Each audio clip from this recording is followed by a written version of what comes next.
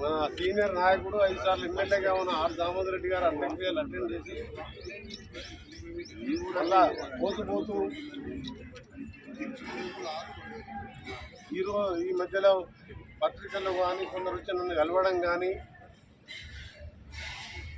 త్రిపురాకి సంబంధించి కానీ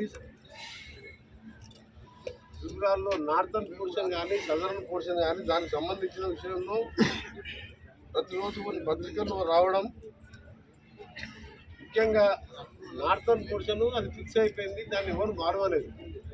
త్రిపులార్ అనేది 2017-18లో మోడీ గారు మొదటిసారి ప్రధానమంత్రిగా ఉన్నప్పుడు అనౌన్స్ చేస్తే దానికి కేసీఆర్ గారు ప్రభుత్వం అసలు పట్టించుకోలే ఆ రోడ్డుని. నేను మంత్రి అయ్యే నాటికి 2023లో 6% మాత్రమే ల్యాండ్ ఎక్విజిషన్ అయింది. ఇది రైతులతో కాన్సెంట్ అయింది.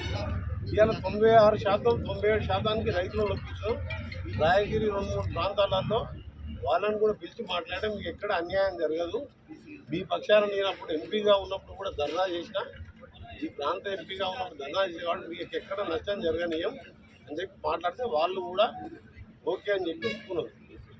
వాళ్ళది కూడా రేపు ఇప్పుడు మున్సిపల్ లిమిట్ల మార్కెట్ ప్రకారం క్యాల్కులేట్ చేసి ఆ తర్వాత మన ఆర్బిట్రేషన్లో కలెక్టర్ దగ్గర 300 నుంచి 400%, 500% పెంచుకిచ్చి వాళ్ళకు కూడా న్యాయం చేస్తామని చెప్పి వారికి హామీ ఇస్తే వారు కూడా ముందు పోనీ సార్ మాకేం సంబంధం లేదు. దాన్ని ఇప్పుడు ప్రైమ్ మినిస్టర్ గారి దగ్గర ఉన్నది, ఆ క్యాబినెట్లో సబ్ కమిటీలో పెట్టిన తర్వాత క్యాబినెట్లో పెట్టి అది గతంలో 4 లేన్ ఉండే 2035 నాటికే 4 లేన్ ఫుల్ అవుతుంది, దాన్ని 6 లేన్ చేయాలని మళ్ళీ డిపిఆర్ మార్చినాం. దాన్ని మార్చి 2 నెలల్లో టెండర్ పిలిచే ప్రయత్నం చేస్తున్నాం. డిసెంబర్ లోపు నార్థన్ సంగారెడ్డి నుంచి భువనగిరి చౌటుపల్లికి వచ్చే వరకు డిసెంబర్లో టెండర్లు అవుతాయి. ఇంకా మీ స్పీడప్ చేసి కేంద్ర ప్రభుత్వం అక్కడ మాకు సహకరించి అన్ని తొందరగా జరిగితే దాని ల్యాండ్ ఎక్విజిషన్ దాదాపు 6,000 కోట్లు అవుతుంది. 3,000 కోట్లు మేము ఇస్తున్నాం, రాష్ట్ర ప్రభుత్వం 3,000 కోట్లు వాళ్ళు ఇస్తున్నాం. మా దాంట్లో అకౌంట్లో ఆల్రెడీ 100 కోట్స్ మేము అడుకోకే లోన్ తీసుకున్నాం. మీలో 3,000 కోట్లు లోన్ కూడా క్లియర్ అయింది. కేంద్రం కూడా ఫస్ట్ 100 కోట్లు ఫస్ట్ ఇచ్చిండ్రు. మన నేషనల్ హైవే ఆఫీసర్ సీఎం గారి దగ్గర, నేను సీఎం గారు ఢిల్లీకి వెళ్ళి ఆఫీసర్ పిలిచి గడ్కరీ గారిని కలిసిన తర్వాత వారందరినీ ఆఫీసర్ పంపిస్తే రివ్యూ చేసి వాళ్ళు కూడా వెంటనే రిలీజ్ చేయమని చెప్పినాం. మొత్తం అమౌంట్ వచ్చినట్టయితే 1-2 నెలల్లో ల్యాండ్ ఎక్విజిషన్ రైతులకు ఇవ్వడం జరుగుతుంది. అక్కడ కూడా నర్సాపూర్ కానీ ఆ ఏరియాలో, తుర్కపల్లి కానీ ఆ ఏరియాలో కూడా రైతులను ఒప్పించి వాళ్ళు అనుకున్న రేటు వచ్చే విధంగా వాళ్ళు యాక్సెప్ట్ లెటర్ ఇవ్వడం జరిగింది. కానీ సదరన్ పార్ట్ వచ్చే వరకు మీ అందరికీ ఒకటే చెప్పదలుచుకోండి, అలైన్మెంట్ ఒకటి ఇంకా ఫిక్సే కాలే. అలైన్మెంట్ టోటల్గా ఫిక్స్ కాలేదు. ఓన్లీ డిపిఆర్ మేము పంపించినాం. డీటెయిల్ ప్రాజెక్ట్ రిపోర్టు ఇంత అవుతుండొచ్చని మేము ప్రాజెక్ట్ రిపోర్టు 3 నెలల కింద జూన్ మాసంలో పంపించడం జరిగింది. దాని తర్వాత ఇంకా అలైన్మెంట్ ఎక్కడ కూడా దాన్ని ఫిక్స్ కాలేదు. దాని కన్సల్టేటివ్ కమిటీ కానీ మళ్ళీ నేను సీఎం గారితో మాట్లాడి మినిస్టర్స్ కమిటీ వేయించి ఆ మినిస్టర్స్ కమిటీలో అందరం కూర్చొని నిర్ణయించుకొని ఏ విధంగా చిన్న రైతులకు కానీ నష్టపోకుండా ఏ విధంగా ఉండాలో గతంలో నార్థన్ పోర్షన్ ఇవ్వండి. మీరు ఒక్కరు కూడా మీరు మారవాలి, ఎక్కడ మా గవర్నమెంట్ కూడా నేను ఎక్కడ మారవాలి. అలా చెప్పిన రేట్ ఎక్కువ చేస్తావు ఆ గవర్నమెంట్ కంటే ఎక్కువ అని ఇప్పుడు మళ్ళీ మారుస్తే, ఎందుకంటే ఆల్రెడీ అక్కడ ఫ్రీజ్ అయ్యింది క్యాబినెట్లో. ఎందుకంటే 2018 అంటే 10 ఏళ్ళ కింద దగ్గర. ఇప్పుడు నీ ఏమాత్రం ముట్టుకున్నా లేట్ అవుతుంది అని చెప్పి రాయగిరి రైతులకు కూడా మార్కెట్ విస్తరణ చేసినారు. దాన్ని సదరన్ పోర్షన్ కూడా డిపిఆర్ పంపిణీ అలైన్మెంట్ కానీ ఏది కానీ ఫిక్స్ కాలేదు. త్వరలోనే సీఎం గారితో మాట్లాడి ఒక క్యాబినెట్ మినిస్టర్తో కమిటీ వేయించి దీన్ని ఢిల్లీకి పంపిన తర్వాత వాళ్ళు ఒప్పుకున్న తర్వాత వాళ్ళు ఒప్పుకొని నాకు వాళ్ళు పంపిస్తారు. ఫైనల్గా పంపించిన తర్వాత అప్పుడు ఎట్లా పోతుంటుంది ఇట్లా పోతుందో మీకు తెలుస్తుంది. కానీ కొన్ని పత్రికలలో కానీ సోషల్ మీడియాలో కానీ కొన్ని పార్టీల వాళ్ళు సరే మంచి ఉద్దేశంతో చేస్తారు, రాజకీయ ఉద్దేశమా ధర్నాలు ఇవన్నీ దాన్ని జోలిపోకండి. నేను ఒక రైతు బిడ్డగా 5 సార్లు ఎమ్మెల్యేగా, ఒకసారి ఎంపీగా, ఈ ప్రాంత పార్లమెంట్ సభ్యునిగా పరిశ్రమలకు కూడా ఈ విధంగా కాలుష్యం వస్తుందని చెప్పి అక్కడ ఫార్మాసిటీని ఎంపీగా ఉండి మొత్తం ఆపించిన అని కేటీఆర్ గారు 10 సార్లు బదిలాడింది. నువ్వు ఒక్కరిని ఒప్పుకుంటే ఇండస్ట్రీ కట్టిస్తా అంటే నీ అన్న ఒక్క దగ్గర 1000 ఇండస్ట్రీ కట్టిస్తే మా చౌటుపాలపై చూదాంపా టీవీసు ఎట్రో ఈ ఒక 50 ఇండస్ట్రీలు ఉంటేనే నువ్వు బతకలేకపోతున్నావు. కింద మూసి నీళ్ళు పైన ఈ వాసన ఏంద్రా మా బతకని చెప్పి ఒప్పుకోలే ఆ రోజు కేటీఆర్ బదిలాయండు. ఇవాళ ఏం చేస్తున్నావు? స్కిల్ యూనివర్సిటీ పెట్టాం, ఒక 5-6 ఫార్మాసిటీలో, ఒక ఐటీ ఇండస్ట్రీలు, అట్లా 4th సిటీ అని పెట్టాం అక్కడ. ఇవాళ మనము పొరపాటు ఇవాళ కాంగ్రెస్ రాకపోతే 1000 ఫార్మాసిటీలోకి ఇచ్చి హైదరాబాద్లో ఉన్న నాచారం జీడిమెట్లో ఉన్న కాస్ట్లీ 100 ఎకరాల ల్యాండ్ అందరికీ 3 ఎకరాలు 4 ఎకరాలు ఎకరాల కింద తీసుకొని వీళ్ళకి ఇద్దామని చూస్తున్నారు. కానీ అదృష్టం కొద్దీ ప్రజాప్రభుత్వం రావడం, ప్రజలు కూడా ఆలోచించి 3వసారి అయినా సరే కాంగ్రెస్ అవకాశం ఇచ్చింది. చాలా సంతోషం. మీ దేశ పథకాలు ఏందో మీకు తెలుసు. ఆయన అప్పులు చేసిపోయినా 100 రూపాయలు అప్పు చేస్తే 45 రూపాయలు కాళేశ్వరం పోయినాయి. 1 రూపాయి ప్రజల మీద పెట్టిండు.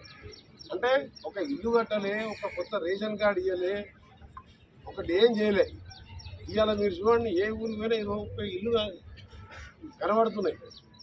6 లక్షలు కొందరు మొన్న నేను గృహప్రవేశం చేసి 2 ఇల్లు డబుల్ బెడ్రూమ్ కట్టుకుంది. ఒకరి దగ్గర పోతే ఆ అవ్వ ఎంత చెప్తుందంటే, నాకు ఇంతకుముందు నేను ఆ బియ్యం తీసుకోకపోవచ్చు, ఇప్పుడు ఈ బియ్యం 3 కిలోమీటర్ల దగ్గర పోయి తీసుకొచ్చుకుంటున్నా అంటే ఎమ్మడే రేషన్ షాప్ మార్పించి కొత్త రేషన్ షాప్ ఇక మునుగోడు కాన్ఫరెన్స్ కానీ జిల్లా మొత్తం ఏ గూడ ఉన్నా 100-200 కార్డులు ఉన్నా కొత్త షాప్ ఇస్తున్నాం. అక్కడనే సన్న బియ్యం ఇస్తున్నాం, 50 రూపాయల కిలో ఉంటుంది. అప్పుడు ఇచ్చేది ఎంత ఉంది? అలా మహిళలకు కానీ 200 యూనిట్ల కరెంటు కానీ ఇవాళ మీరంతా చెప్పినట్టు సన్న బియ్యం ఎంకరేజ్ చేయాలి. ఎందుకంటే పేదోళ్ళకి సన్న బియ్యం ఇస్తున్నాం కాబట్టి సన్న బియ్యం మనమే పండించుకోవాలి. దాని మీద బోనస్ అని చెప్పి పోయినసారి 2000 కోట్ల బోనస్ ఇచ్చింది. ఇవన్నీ చేసుకున్న వాళ్ళం ఇలా రైతులకు RRR పేరు మీద ఏ రైతు నష్టపోవడని చెప్పి మీ అందరికీ కూడా నేను పక్కా గ్యారెంటీ ఇస్తున్నాను. ముఖ్యమంత్రి గారితో మాట్లాడి మినిస్టర్ కమిటీ చేసి మీ అందరికీ న్యాయం జరుగుతుంది. అక్కడ టీవీస్ ఉండని, ఎట్రో కంపెనీ ఉండని, ఇంకెంత పెద్ద కంపెనీ ఉండని, అలైన్మెంటే ఎట్లా పోతే అట్లా వస్తుంది.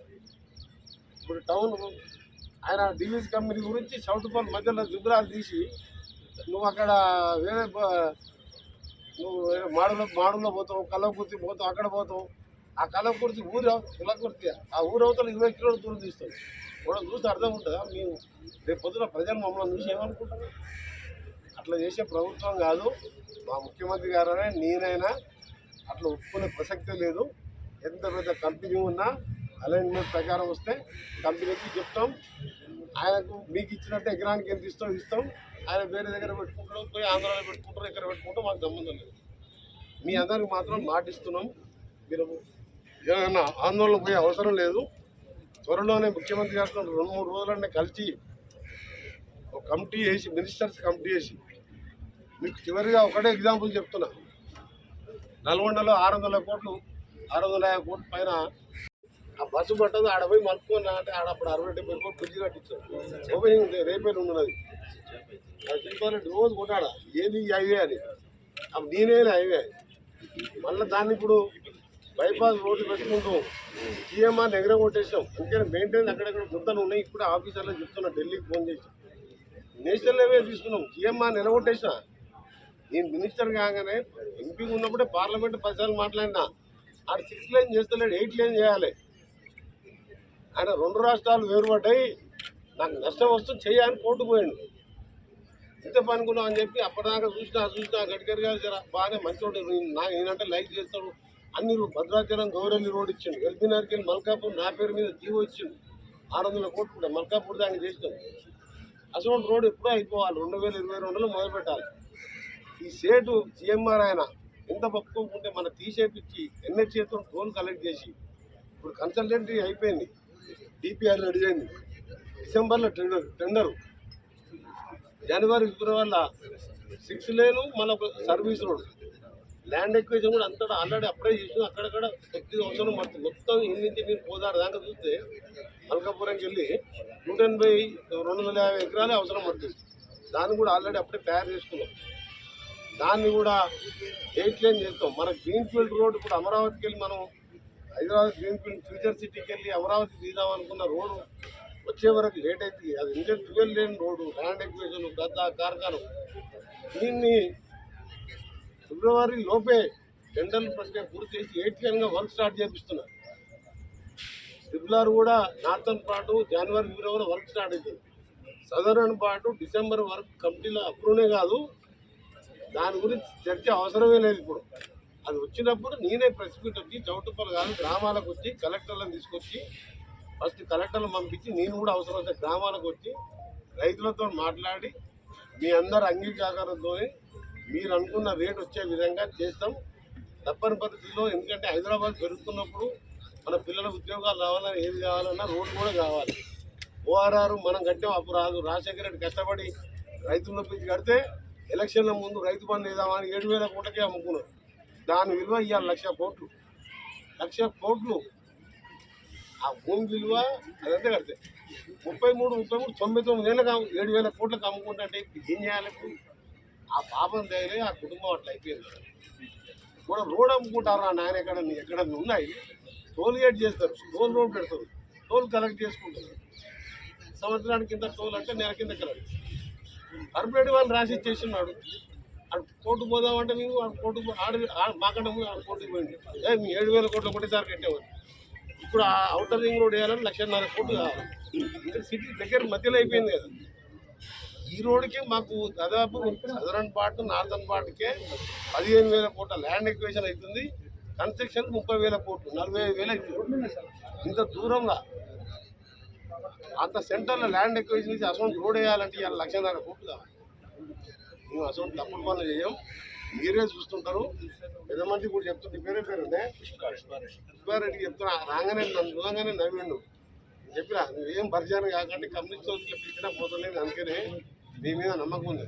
నా మీద నమ్మకం పెట్టండి, రాష్ట్రపోతు నమ్మకం పెట్టండి, ముఖ్యమంత్రి నమ్మకం పెట్టండి.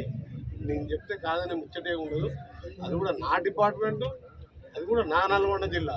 నేను ఎట్లా ఊరుకోవాలి? ఎత్తి పడితే ఊరుకునే ప్రసక్తే లేదు.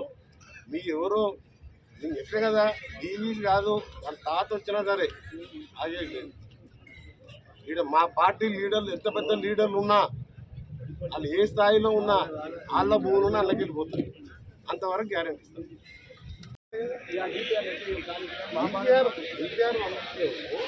ఆ తర్వాత కంపెనీ సీఎంఆర్ కంపెనీ వేసి మన ఇద్దరు మినిస్టర్లు నిలుకొని ఎట్లకెళ్ళి చూసుకోవాలి అట్లా అడ్వాన్స్ డిసైడ్ చేసుకున్నాం.